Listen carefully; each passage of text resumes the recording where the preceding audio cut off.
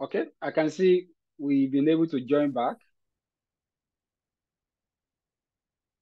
Okay, can you hear me? Yes, sir. Okay, great. Yes, so we I can think hear we you. can continue Yes, while please. others are Yes. joining. Sorry, this interruption becomes inevitable because we are using a free account. So, like I said, the business version of Skype was repackaged into Microsoft Teams, okay, or even repackaged as Microsoft Teams. But beyond that, it's now been extended to include a judicial different organization. So that is very an important information we need to have about Microsoft Teams. Okay, so basically, this is the kind of interface you are going to see when you log into Microsoft Teams. You are going to see the navigation bars, the navigation bar to your left. Number one, admin. You see charts, you see team, you see meeting, and you see file. Now, there's one thing I need to quickly mention, or probably let me leave it to some point in the course of the discussion. Basically, this is what you are going to see.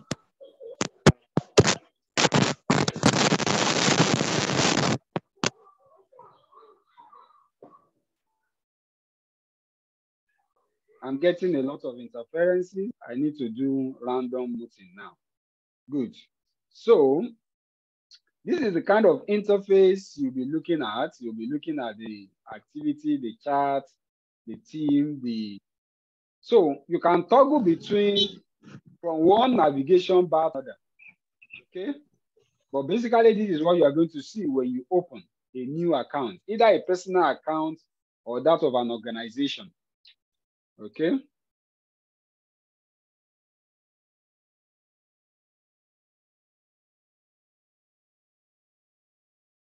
So we have said it before that until you can call, you can have a calling experience within the platform itself.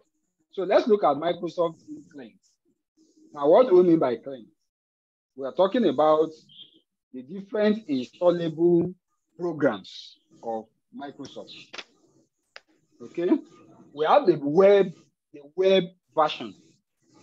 And we also have the desktop version. We have mobile version. Or better still, some people refer to it as the web app, the desktop app, and the mobile app. The mobile app is the one you can put on your phone. Microsoft Teams work wonderfully even on the phone. Of course, you must be familiar with the different phone terrain. If you want to upload your file, maybe you want to deliver a lecture on Microsoft Teams, you must be familiar with how you can upload your file and how you can share file and all that. Okay, but essentially, for you to have a wonderful experience with Microsoft, it is usually recommended that you go for the desktop application. The web application is just a kind of, it's just how will I describe it now? An on-the-go application. A quick pro kind of way of getting into Microsoft Teams. A quick way of getting into the Microsoft Teams. One thing is that for the web application, the one to the left, you don't have all the functionality and the features of Microsoft Teams.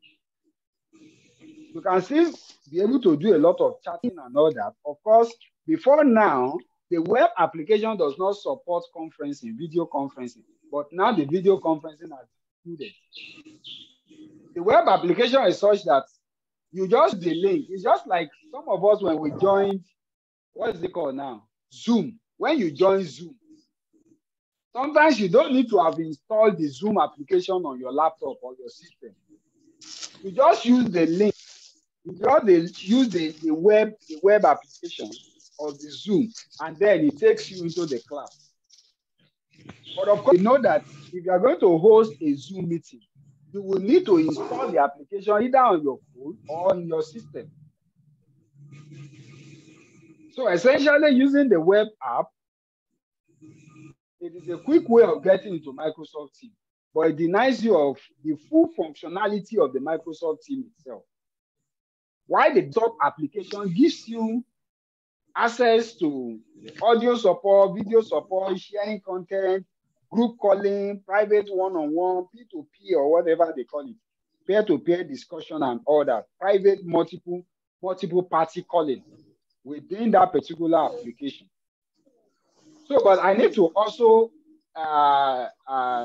establish the fact that installing app may be a little bit difficult, but it works at the end. But for those that are not too good in computer installation, it could pose some measure of a challenge. Okay?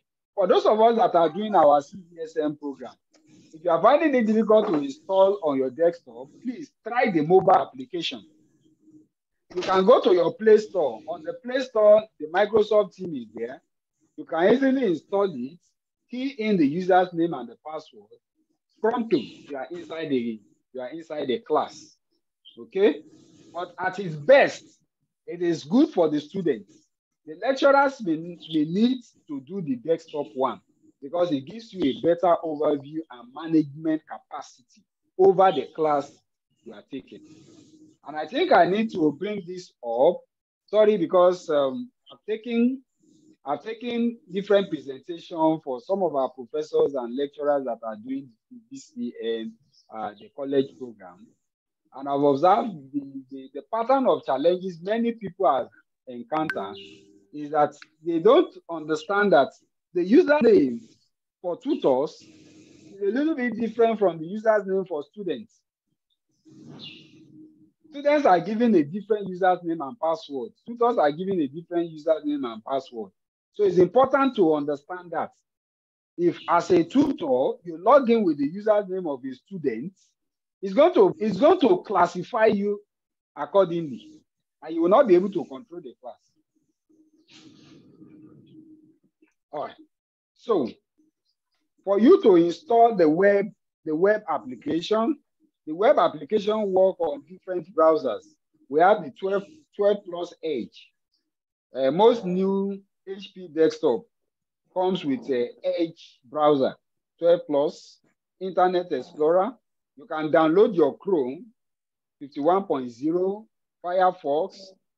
I'm not sure the Safari, it supports Safari browser at the moment.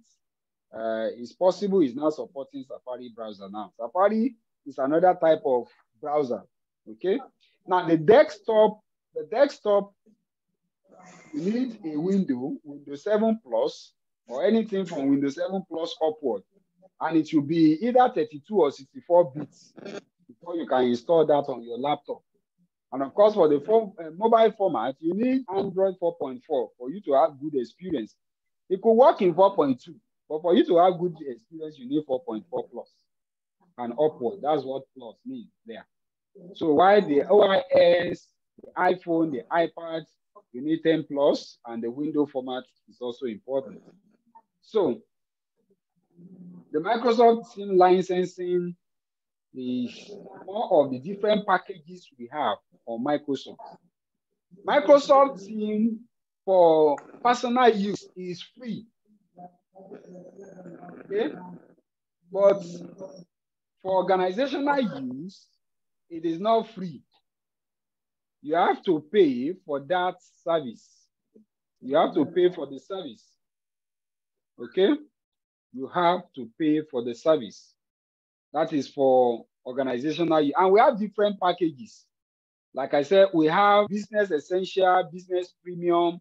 We have the Enterprise 1, Enterprise 3, and all that. We have the educational ones, Education Plus. So it's important to find out which one is most suitable for your organization if you are getting into that. Okay?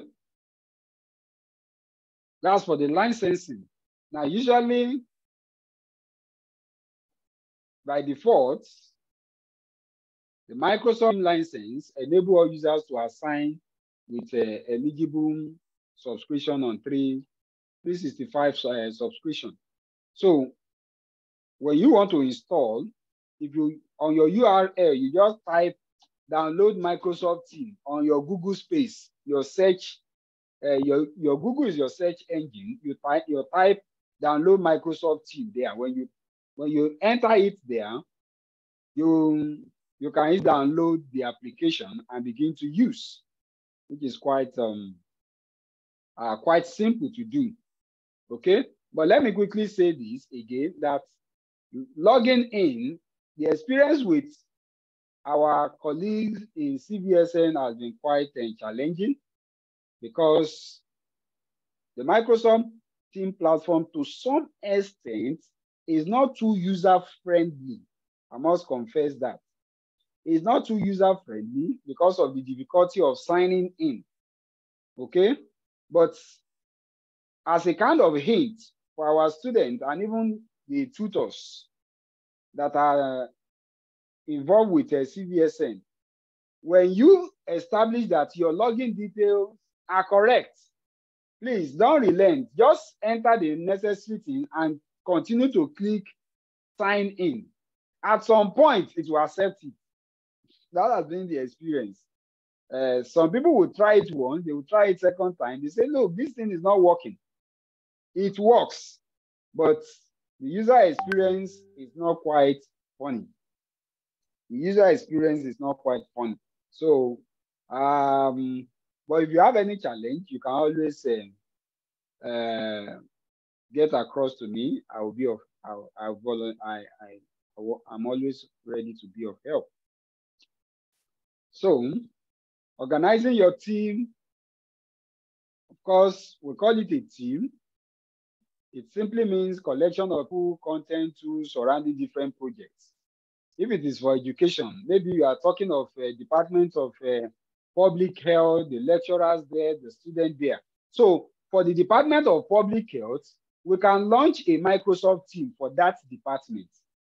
And the HOD will be the owner of that particular team. And then you can assign users' name and login details to lecturers, and students will come there to interact, and you can deliver lecture virtually. Okay, so the team here simply means group of people. It could be a group of people that are focused on educational projects. It could be business-minded people. It could be bankers. A bank can decide to open. Some banks in Europe, they operate with a platform. It's like a communication platform for different organizations. Like I told you earlier on, that even families can make use of the team platform, where you come together to interact. But of course, it is not a social platform. Let me quickly say, or it is beyond a social platform. So socialization is inclusive, but it is beyond socialization. Okay? If it is just main socialization, maybe WhatsApp will be enough for us to do that.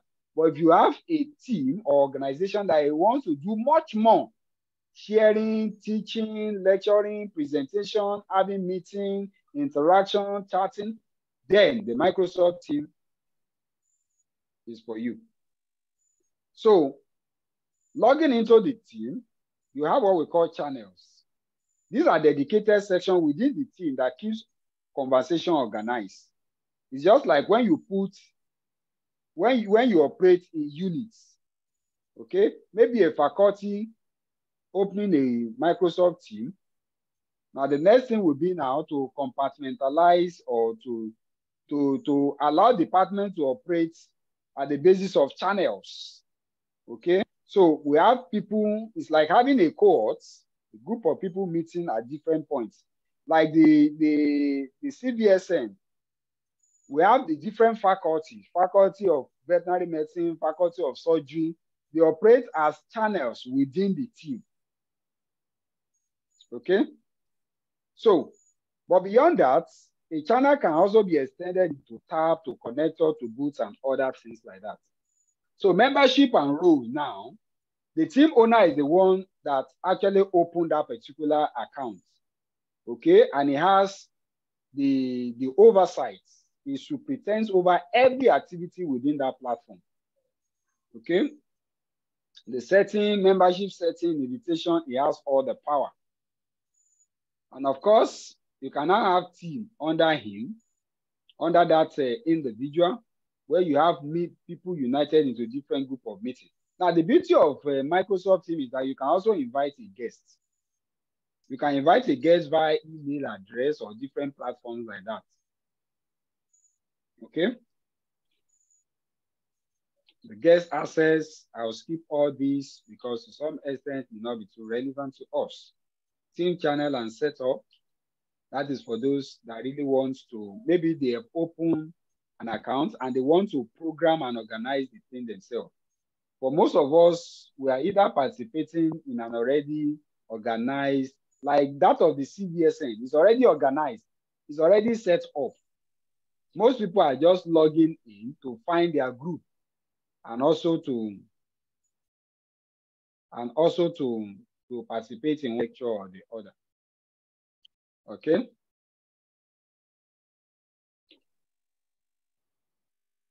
Team and channel setup.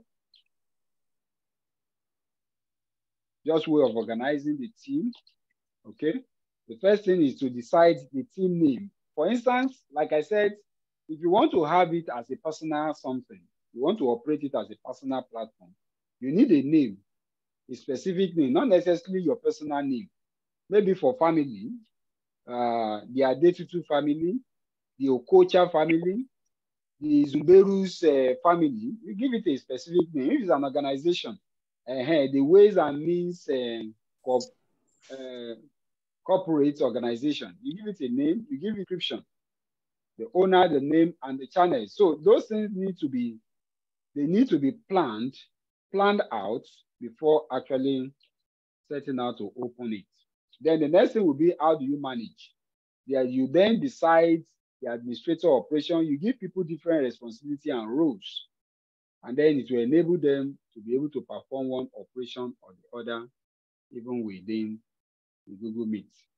I want us to switch at this point, considering the fact that the most important thing is the hands-on aspect of this Microsoft team. The other aspects I would have actually been talking about. We have to do more with people that are involved in setting up responsibility, maybe in their own organization, and that is more of an advanced usage of Microsoft Teams. But essentially, we have covered the basics of Microsoft Teams. If you are joining, you are becoming part of a class and all that. But let me quickly say this as an important legal understanding that we should have when we use some of these platforms. Whatever we are uploading, whatever we are sharing, must not be something that has copyright problem. Recently, I had issue with my YouTube account because I shared a video within a video. And if there's copyright problem, it could lead to litigation, a legal case, and we don't want such.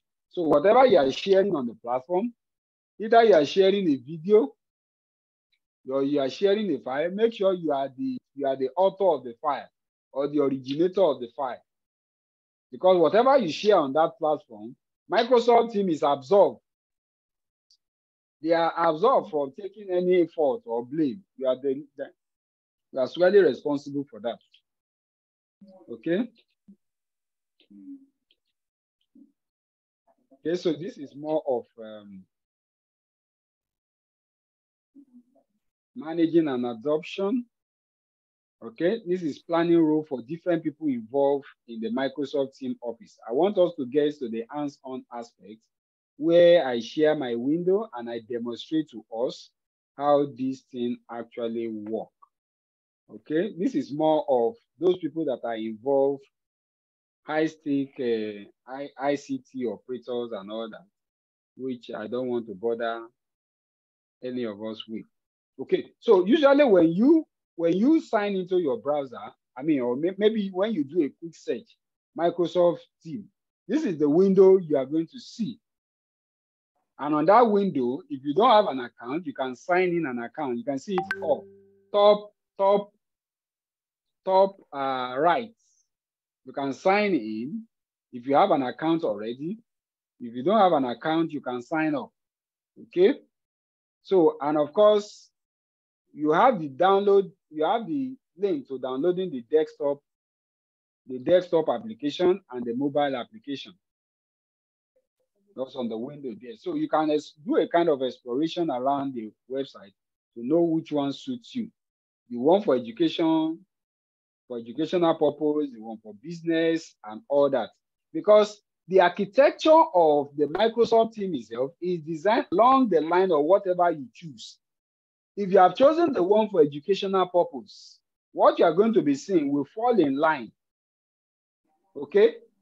But if your interest is educational and you decide to choose the one for business, some of the algorithms that you are going to be seeing there, some of the descriptive terms, the channel description and all that, will not fit in perfectly into what you want. So it's important you establish the package, the version of Microsoft you want to operate, and then you follow alongside, because it will help it will reduce the possible challenge. I'm going to stop this point and ask if there's any question on what I've said so far before I start the demonstrative aspect of the presentation. Dr. Sander, please.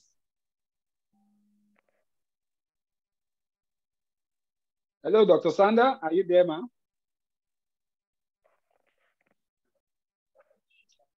Okay, if Dr. Sander is not there, any question, please?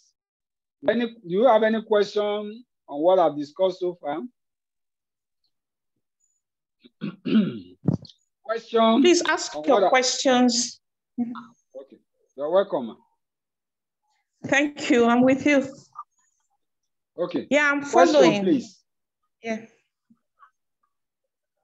Before I move to the second aspect where we need to be demonstrating.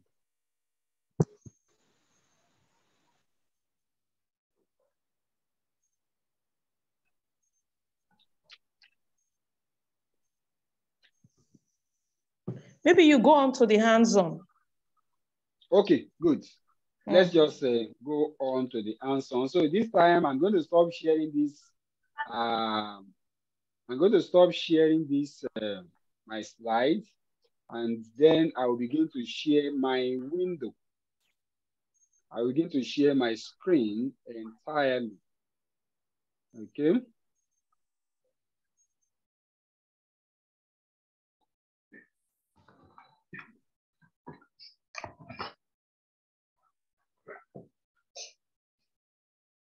Okay.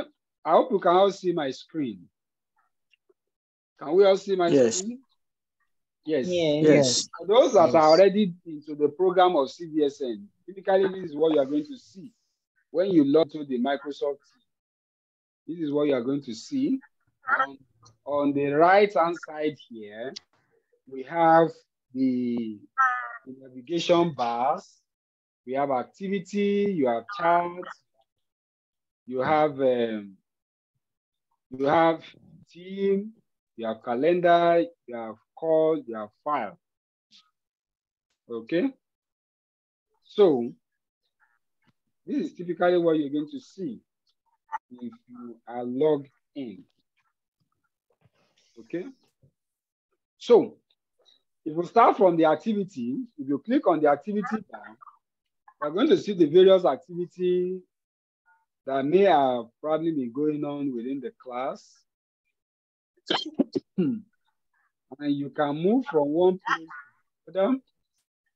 You have the various the chats, people chatting there. I'm not going to show too much of this because it is believed it's a closed group, and we shouldn't be seeing much of their conversation because I'm assuming that not every one of us is involved. So you're going to have the chat button, which you can toggle in between, as I've shown you earlier. You have the chat up here. I hope you can see my cursor. And then you have the office tab there. Okay, where you can share file within your chat space. If you want to share a file within your chat space, you can use this tab. And then if you have question and answer you want to post to the people, then you move to the next tab. That's on the activity bar. That's on the activity bar. Okay, I'm sure you can see what I'm saying on the screen, the activity bar. So from the activity bar, then the next we have there is the chat bar. Okay, on the chat bar, you can see the different charts. Now, I have logged into the public health domain. This is public health domain for CBSN. Okay, on the public health domain, you can see the different classes that the air and the chat trends are taking place before now on the platform. Okay, and again, you can toggle between chat tab, the file, the attendance. You can see the attendance of that particular class I've selected. I selected the first class, and it gives me access to the different tabs associated with that first. You can see the attendance, those people that attended. The system automatically takes attendance of those people that participated, and it presents them here. That is what CBSN is doing. It will tell you those people that participated. It will tell you the time they spent in that class, the period they spent. So for our colleagues that are involved in the CBS, if you only log in and log out within 2 minutes, the system will record the period you joined and the period and the time you spent before you signed out. Hello, did you get that? Yes. Good. So the system, let me find out how many of us are doing CBSN program. How many of us are into the college program, please? How many? Can I say hands up? How many are into the CBSN program, the current program? I can't pick any hand now. Can't see any hand. Okay, I'm seeing one person. Good. Good. So I'm talking to the right audience then. Okay, I can see 2. Okay, good. Good. So like I said, for each of the class, you can appreciate that the system automatically records everything. It records the class. But of course, at some point, you have to tap on record button for the recording of the video clip. But other information, your digital footprint in the class is automatically recorded. So if attendance is to be used for the students, at the back end, the admin at the back end can call up the attendance. It's like for this class I picked on now, if I click on attendance, the people that attended the class, it will be loaded. You can see the people that attended the class, and the numbers of how long, the time they joined, the time they left. Everything is documented here. This is showing the time they joined. This is the time the meeting duration, that is the period they stay in that particular class. And if they ever contributed, it will record them also as I will record them accordingly. Okay, so 30 attended. So you can see the sheet for that class. You go to the next one. The next class also has detail of all that information. You have the file tab, you have the question and answer, and all that. Okay? You have the question and answer, and all the attendance for this class was also kept. This is another class, the attendance. So you can begin to appreciate that what we are talking about here is beyond Zoom. It's not just Zoom. In the class, if a recorded transcript was submitted, it will be, if there's a meeting note, you will see it. If there's a recording transcription, you see it among the tabs.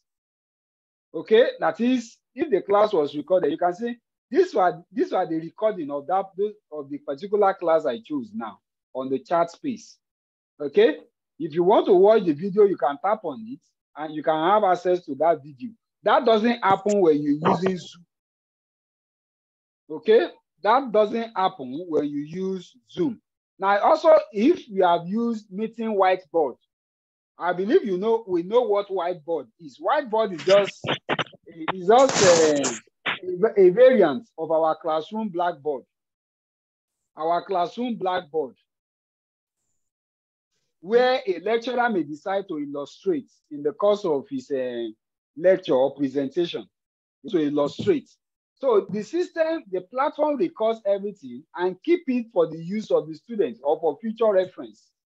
So this is one of the whiteboard that is used. I will not bother clicking on it, but everything is real. And if within a class, there was a breakout section like we usually have on Zoom, the system will record it.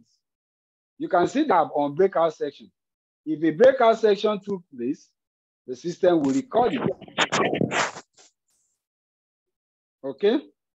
So we can begin to appreciate what we meant. This looks like, the one I'm seeing here looks like a class I took yesterday, but I'm not seeing detail of that. So I believe we all understand the functionality of the chat bar now. The chat gives us, it keeps record of all the conversation in the class. Like on Zoom now, some of us may be putting comment on the chat space. The moment this Zoom class closes, nobody will be able to retrieve those chat messages again. I hope I'm correct. I hope we are following. So we can't retrieve those chat messages again, but that is not the case with Microsoft Teams. All the chat messages, the digital footprint, everything that took place in that class is archived, kept for future reference. It's kept for future reference. Okay. So the next thing I will talk about, I'm getting interference now. Let me try to mute people.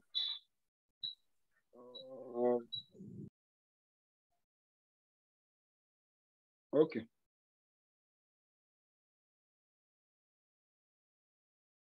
Okay. Dr. Sandra, I can see your hands up, ma. Hello, ma. Dr. Sandra, I can see your hands up. You're raising up your hand? Okay. No. Okay. Okay. Okay. You may need to put it down. I'm seeing it. You are raising it up. I'm making you an admin already now. I'm making you a host so that you can help control if there's any noise.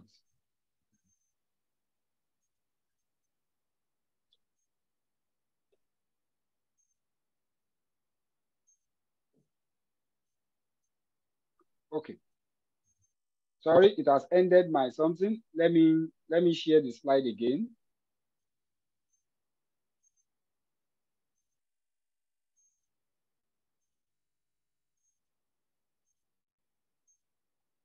Hello, Dr. Sandra. Yeah, I'm with you.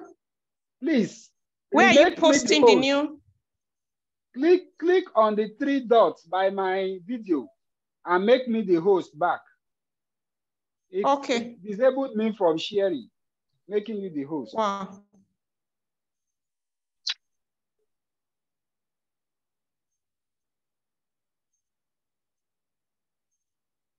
I can't see the dots, so. Just go to the participants. Under participants, click on participants. Okay. You will see the 3 dots. Yeah. Then you say make host. Okay.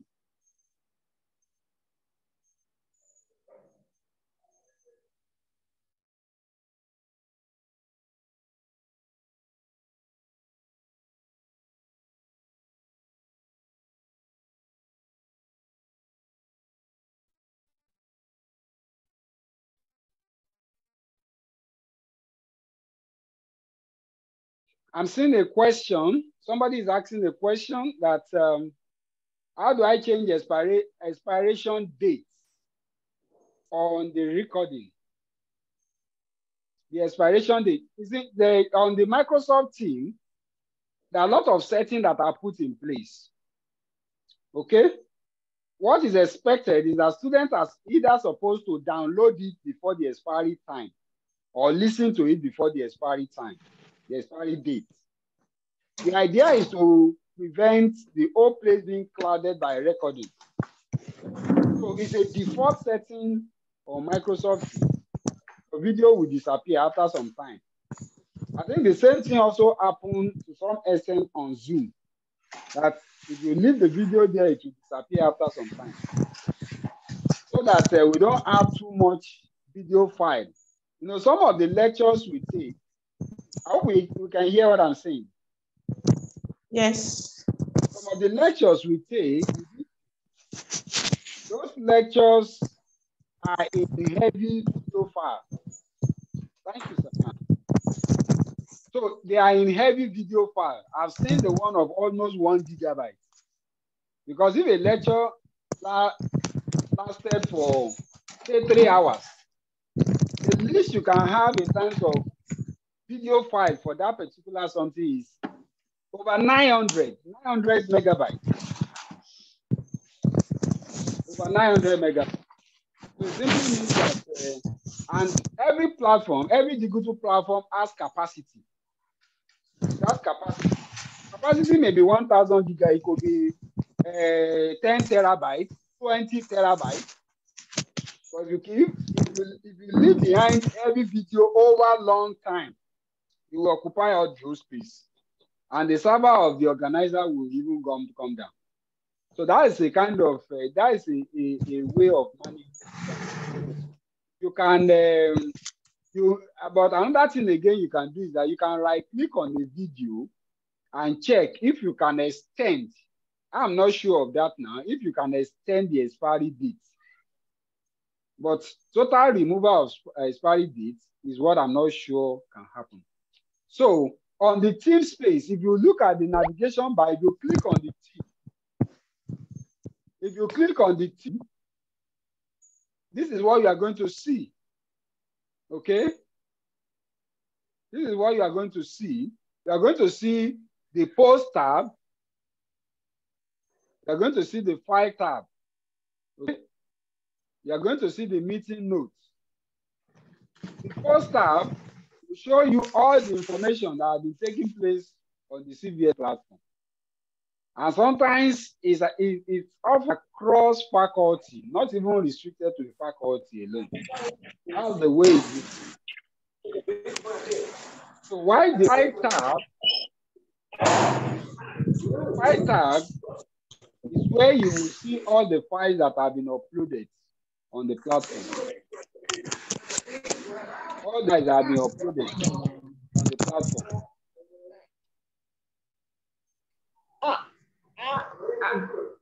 Now, I just click on the file tab now. You can all see the PowerPoint that has been uploaded before time on the platform.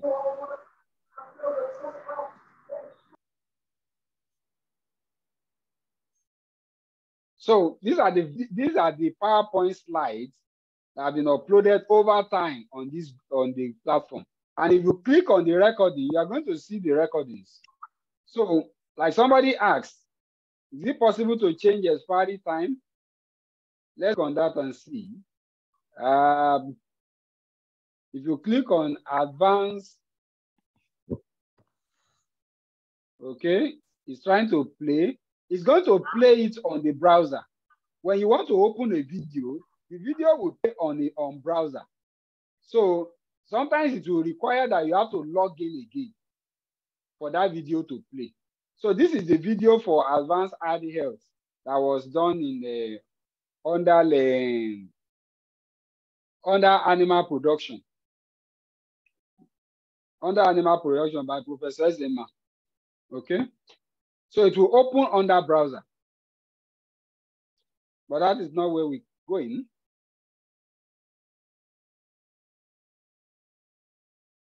So let me go back to the team. I hope you are still seeing my screen.